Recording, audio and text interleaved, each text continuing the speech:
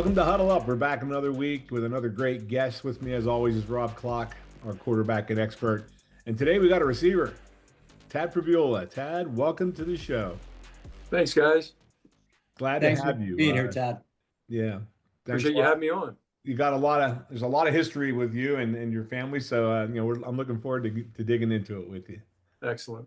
Yep. Yeah, and this is one I enjoy because Tad was one of my receivers when I went back in '89. So we had a great connection, and I just love talking to him. Anytime I went to any local high school games, if his sons were playing, we'd run into each other. Sometimes I believe we scrimmaged your son's teams. It was always good to see you and your family. So this is kind of a pleasure for me. So let's get it rocking. Here we go. Your days as a Red Raider started at a very young age. Give us the history of your involvement with the Red Raider football program. Yeah, I can do that because it resonates with me back from early childhood, early elementary age. This time of the year, guys, right? Friday night football, Friday night lights, high school. Everyone gets excited. So my weekend started on Friday nights. Yeah. And then it concluded really Saturday afternoons at Shippensburg University, watching that Red Raider team play. It was tough to keep me seated at an early age, sitting with my parents. I had that urge. In fact, I was looking at, see if I can pull this up here real quick. See if this.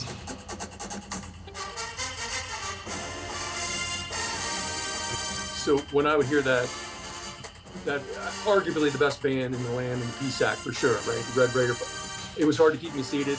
I would make my way down the aisle. I would jet down those ramps to the playing level field, and try to run through the crowd and pretend that I was part of the Red Raider team.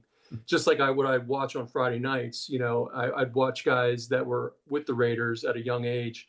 If you forward, when I became a ball boy eventually, by the time I was in 7th grade, and a good friend of mine, Greg Yoakum's, his dad was an assistant baseball coach at the university. He and I were the ball boys, and we had a blast doing it. And Jim Murphy at the time was the equipment manager. He was for Murph, right? Yep. And for Rob, he was our Kenny Stein, right? So Yep. shout out to Kenny Stein, right?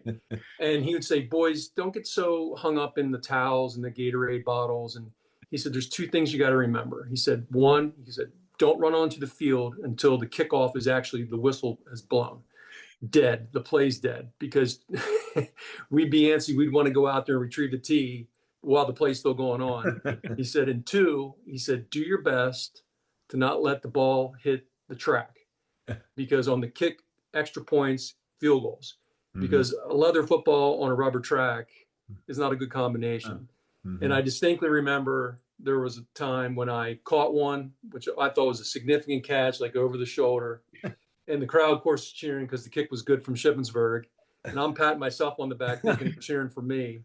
And, and I thought, in fact, I remember telling my dad years later, I said, "There's two guys, Dad, that could have made that catch, right? Over the shoulder catch." He said, "Me and Jeff Zubia from the 81 team," right? Because he was a target, of course, that Ebersol would hit, Ed Noon. These guys were heroes of mine, Dave Freeze, right? Guys that you played with. Yep. And I spent my childhood, my elementary days into junior high days, watching these guys play. Your team, friend, the 81 team. And I remember distinctly on Friday nights going to my high school, and you say, "Well, what's that have to do with Shippensburg University?" But the head coach of our high school, Frank McClellan, his assistant coach, Larry McNaughton, Shippensburg University football players and grads.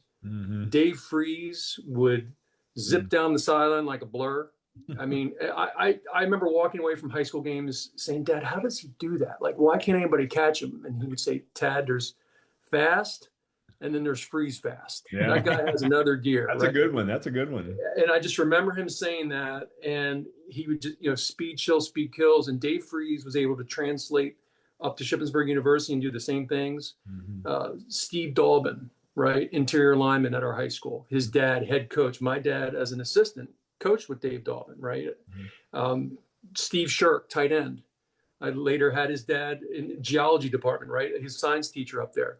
These were guys that I watched on Friday nights, early elementary age, and then ended up being the ball boy during that 81 run that you guys had when you were 12-1, and just a fantastic team. So my days were spent, my weekends, and I love it. And to this day, I love Friday nights and Saturdays and Sundays too, right? The NFL. Sure. No, that's great. Yeah, we all do. I'll tell you. And that year was something special. And It's cool you brought up freeze fast because I was always in awe of that guy. Oh, But he was not only fast, but he could get hit and just never go down. He would sprint yes. and Balance, right? That's put a right. hand down, and you couldn't bring him down.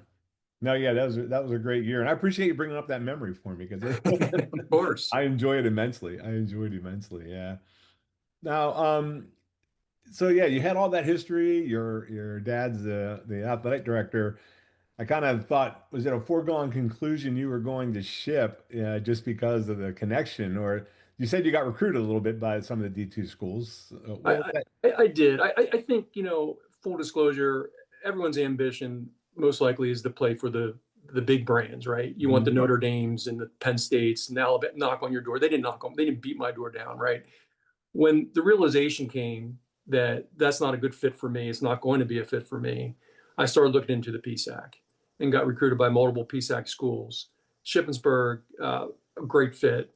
The PSAC, I travel for work sometimes, throughout the continental United States on occasion, and people recognize the PSAC.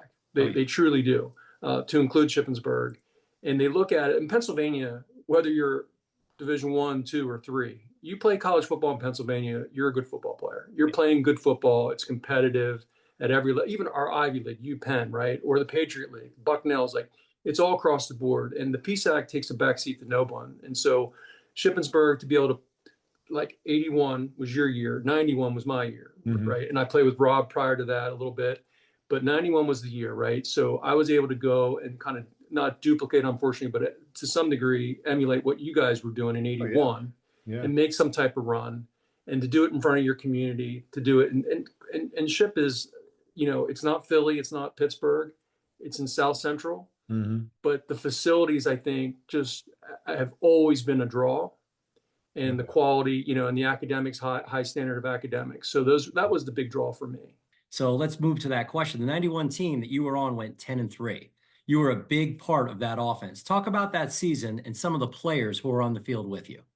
Oh, sure. So on the field with me would be on the offensive side.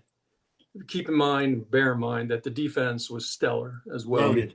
for You had a sure. good defense, yeah. So let me preface it by saying that, taking nothing away from the offensive side, Coach Rees came in from Susquehanna University, and what he was able to do was run a wing T offense with some edits, some deviation to it. So it revolved around really Bill Pettijohn. When you mentioned, Rob, when you asked me a name, like, who do you think? I think of Pettijohn, the running back. He was the Bob Plummer that we had, Rob, when we were playing together, right? Right. So as Pettijohn would go, so would the team. You have to stop Pettijohn, right? And I know with the wing, there's some smoke and mirrors with other backs going through, but Pettijohn was really the key. With Corey Borman, the center, Brian Gilbert would get on Corey Borman. You have to stop Bill Pettijohn. Significant runner, had a little bit of everything as far as gift of running the football. And what happened is, teams would have to prepare, in my opinion, like whoever we were playing, the Slippery Rocks, the Bloomsburgs, whomever, it was almost like a preparation for a military school, like an academy school. It's like, we don't see this type of offense throughout the season. Now we have to get ready for Ship. And then we have to stop this Pettijohn kid. And to our benefit at the time when I played a 91 team specifically, was Brian Gilbert was the quarterback. And it would just, you'd go to a one high free safety, it would open things up. They'd have to shut down the run, and allowed us a lot of zone looks and things that would open up in the passing game. And the first year, Coach Rees wasn't as open with the passing game, but eventually he made some edits going into the second year, and it really benefited us. And Brian Gilbert and I really were the beneficiaries of that. Nice. You were all conference, right? I was ECAC All-Star. I don't remember the conference All-Star selections. Uh-huh. Uh-huh. I remember I sent the ECAC post, but I can't recall the All Conference. What do you remember kind of your numbers from that year? I don't. That's okay. I don't. I was I'm just not curious. missing the question. I just don't know statistically Yeah, those numbers. yeah. Well, yeah, I know I would, to put it this way, I was a pretty good player on a really good team. yeah. That's how I think of it, right? That was kind of the perspective I had. And let's be honest, with our old school offense, with all the new spread offenses, the numbers are not even comparable, because Yeah, right. what they're putting up now, Right. and even like Zuli's teams, it's astronomical. Well, it's interesting you say that, Rob. And the other thing that would happen, I mentioned, I prefaced it with the stellar defense. analytics really weren't a part or a big part. Like we didn't go to the sideline and look at the iPad. We weren't doing that. We group up quickly, congregate a little bit, talk about what are you seeing, what's it look like, okay. And then it was so fun to watch our defense, to watch Mac, Coach Mac, Rob Davis, you had Ken Pickett, you had Shane Maines behind him, you had Fick coming off the hash, lighting somebody up. You're right. You had Eric Little. It was fun to watch our defense, and for the effort we made on offense, move the chains, put points on the board. If we fizzled a little bit, we had, as you guys know, your good friend Howie Guarini would come in, and just knock it through the uprights, automatic. And so it was a good chemistry. It was a good team. I always I look at every now and then I look through the Hall of Fame just to find some info on some guys. There's so many guys from that team that are already in the Hall of Fame. It's kind of remarkable. Deservingly so. Yeah, a lot of guys in there. For now, sure. Because of your history and the big connection to the university as a young guy, and your dad being the athletic director, Jim Pribula, Hall of Famer, and when he played in college, not at Chip, he was at Westchester. Right. Did you feel pressure going into Chip? Like they had to perform a certain way, or was it not on the field? The pressure was really off the field. Yeah. Make sure I was compliant. Make sure I was times at Wibbs, times at the frat houses. Make sure I was towing the line. Mm-hmm. That's really where I felt it. Maybe a little bit in the classroom, but not really with football. I really didn't. He was a significant player, as you alluded to. He at Westchester, the All-American status. Mm-hmm. He was able to parlay that into, professional opportunities with the Eagles, with Washington. He was good enough to get there. He wasn't quite good enough to stay there. Right. But he made a run. He was a great running back. In that time, they played both ways, defensive back. But I never felt I played an entirely different position. I never felt compelled to try to compare and contrast. I didn't do that. There was an interesting group of guys between your dad and the coaching staff and Steve Heckler. It was like quite a unit of I don't know what you call them, the administrative guys, but they were always kind of powwowing together and for sure, yeah. And they seemed to have a great relationship. Yeah, no doubt. And my dad would be the first to tell you, athletic director has to be balanced, but he loves football. He didn't hide that agenda. It was out in the forefront. He put it out there. He had to do the right things for the right people, specifically the female, the gender, the Title IX. That was a big part of when he was coming through. Mm-hmm. And I talked about the facilities. He made sure that everyone had, great access to facilities, great equipment, good coaching. Not every team, not all teams were successful, but that really wasn't his job. Wasn't to make them successful as much as was give them the opportunity, make sure they have a great experience there. And I think most of the sports teams had that history, and they were successful in that regard. I have some great memories of your dad, Tad, and I do think he treated us very, very well. I always enjoyed talking to him, but I'll never forget when I came back to use that last year of eligibility in '89.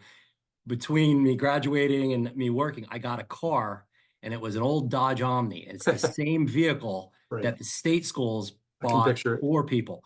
And people saw me driving it around campus. And your dad had to call me into the office and say, Rob, I got to ask, what's with the car? And I'm like, oh, yeah, Dr. Buell, that's my car. He's like, oh, good. Okay. All right. Yeah, we're not in Alabama, buddy. They're not giving us cars. Yes, right. But he got a good laugh about it. Leading the charge. I have to ask.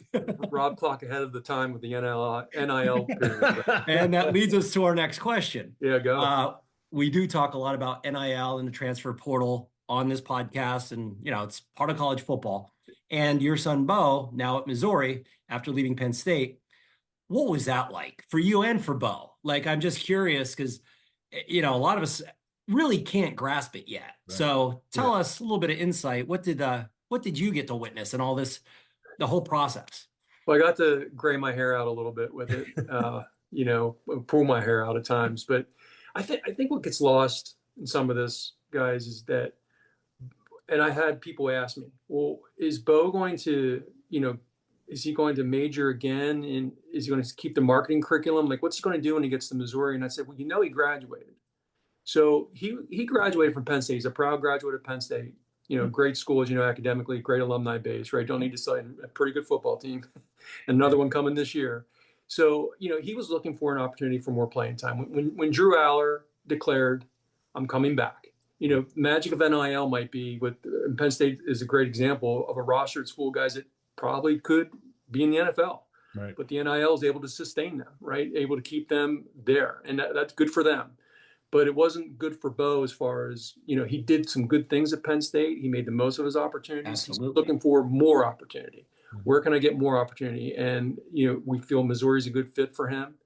But I thought what got washed away almost is when, again, people would approach me and ask about, well, is he still going to be able to graduate? And I think he graduated. And somehow the media kind of put that aside. Like that wasn't on the forefront of what they wanted to talk about. So that was an easy as far as getting, those guys are there year round at those schools, and so he got his degree in 3 years, but keep in mind, it was a full 3 years. It wasn't just fall semester, winter semester, gone for it's full year round. Yeah. Mm-hmm. Well, I think it's interesting, and I think it's tough enough when a kid goes to college and selects his college and he's getting recruited, but the transfer portal seems to be, I don't even know. I think it's kind of hard to even figure out what the thing is and how it functions. I know you put your name in the portal, but can you Yeah, that's how you start. Yeah, and then you just start fielding offers. Is that kind of what Correct. happens? It's recruitment all over again. That's why they talk about roster retention. So, and there's again, I'll default to this. The unfortunate part is when guys don't have their degrees and they kind of disassociate from their current school and then don't land at a school, at another school. And so now they're in the kind of limbo. That doesn't get talked about because that's not what interest really the media is looking for, the guy who lands and then goes on to win a Heisman or a national championship, and then he's in the NFL. That's the stories they'd like to tell about the transfer portal. Sure. What gets kind of lost in the shuffle is the many that are many. I don't know the number, but there's too many, if there's even one or two, that are out there still seeking a landing spot, and they didn't have a degree or they don't have credits that transfer. Right. Or hey, I have 1 year of eligibility, but my credits didn't transfer, so now I have 2 years academically required. Well, how are you going to pay for that second year? You have a scholarship for one that you're out, but what about the second? Those are the things that are concerning. Yeah. Did you, with your experience and your knowledge, and did you give him a lot of advice on as he moved through this whole process? Well, he worked with specifically an agent that he has that was instrumental. And my older son, his older brother, my oldest son, Cade, and they worked together as far as the whole tactic on how to approach this, and the timeline of it, which was a challenge. And that really, I was pretty much in dad mode, just kind of removed from it. And I'm glad, what I mean? Like in that regard, because I wanted to be his decision and he was willing to bet on himself, and we'll see what happens as the season unveils. Well, I'll tell you, Tad, I am envious of you because, again, my son Trey did something similar. He graduated from Georgia Tech in 3 years, went to Northwestern. That was so much fun experiencing Atlanta, which you got to experience State College, obviously. Now you get to go to Missouri. Yeah, when we went to Northwestern, it was just like a totally different environment, and it was a lot of fun. Yeah, and he really enjoyed himself. So I'm kind of envious of you. You're gonna have a lot of fun. I'm a huge college football fan, whether I played or whether my sons play. I love college football, so I'm looking forward to a lot of these venues. Yeah, see some cool stadiums, see some facilities. Absolutely. For sure. Yeah, whole different conference, a little further trip, but it'll be yeah. It's interesting talking to Mac in the past couple of years as the transfer portal has affected Division II. You got a lot of guys who are looking for opportunities. And we've talked with a number of alumni about that loyalty aspect and sticking it out with the program, especially at Division II level, because that's where you kind of build a lot of that team chemistry. What advice would you give to a guy who's ship's pretty young, a lot of sophomores, a lot of freshmen? What advice should you give to guys who are considering maybe thinking about it, maybe looking for a better opportunity at the Division II level? Well, I'll fall back on the principle of what I said, put the academics first. And it's easy for guys our age to say that. It's hard for a 20-year-old to always understand that. Oh, yeah. They're eligible for, things that are fiscal, revenue, right? It doesn't necessarily mean that they're going to qualify and get things handed to them, right? You're not entitled. You're eligible, but you're not entitled. Mm-hmm. So you have to be aware of what are you entitled to? Well, you're entitled to a degree if you put the time and effort in. And the advice I would give is to make sure, I mentioned either earning a degree within a short period of time or making certain that your credits transfer to the school that you're prospecting to get a better playing opportunity. Mm-hmm. Yeah. Because I know he's talked about a lot of guys are within Division two. It seems a lot of guys stay within the division. They stay in Division two, just looking for a player, an opportunity to play. And Yeah. it's a challenge because he's trying to keep his team together. You Yeah. mentioned it earlier. You got to recruit your own players at the end of Right. the season. You got to keep them. You got to keep them together. Yeah. That's the new era, right? Roster retention is a Yeah. big part of that for Mm-hmm. sure. Yeah. And I think the one concern a lot of D2 coaches, especially when you do play younger kids, freshmen and sophomores, and they have phenomenal seasons, could they be the ones that a D1 team could come and use something like NIL and pluck them away? And again, great for the kid if that happens, but you did develop that kid. It Yeah. is part of your program, and now you could potentially lose it. So Right. again, I'm all for opportunities for kids, but there are two sides to it. For sure. No Yeah, doubt. it's tough. All right. Well, we're talking about NIL and specifically money and scholarships, things like that. So what is your take on Red Raider for Life and our effort to raise money for the football program? Yeah. Well, I respect the model that you guys put together and certainly what you guys are doing to generate. I know there's others. I know there's Howie Guarini, Jeff Fickus. Yeah, I'm from, but I say the two of you because we're doing this broadcast right now. But I guess a sort of direct deposit way of approaching it, as opposed to like things my dad or myself, the old school model of contributions. It's the new wave. Doing things like this type of venue is just something that I think people of all generations can relate to. I mean, they can look at this like keeping the program exposed, right? Mm-hmm. Keeping it on the upside. Red Raider for life. Yes, that's me. Oh, when did you play? I played in the early 90s. Oh, okay. Red Raider for life. When did you play? 2016, whatever it is. I think there's going to be a crossover. I think you guys are doing a great job using the modern technology to have something that everyone can embrace and really look at it as the new wave. And you're not just sitting back hoping the old school way works because Mm-hmm. things evolve, things change. Yeah. And you got to stay current, and you guys are doing that, and you're on the forefront of doing it. Well, thank you. Yeah, I think we have to sell the brand. I was always the guy that was against that, but you're right. The game has evolved, and the only way you're going to stay competitive is to sell the brand and to keep your name out there. And yeah, this is one way of doing it. And again, we're looking for any advice from anybody out there. If there's other ways that we can get access, please let us know. We're open to anything.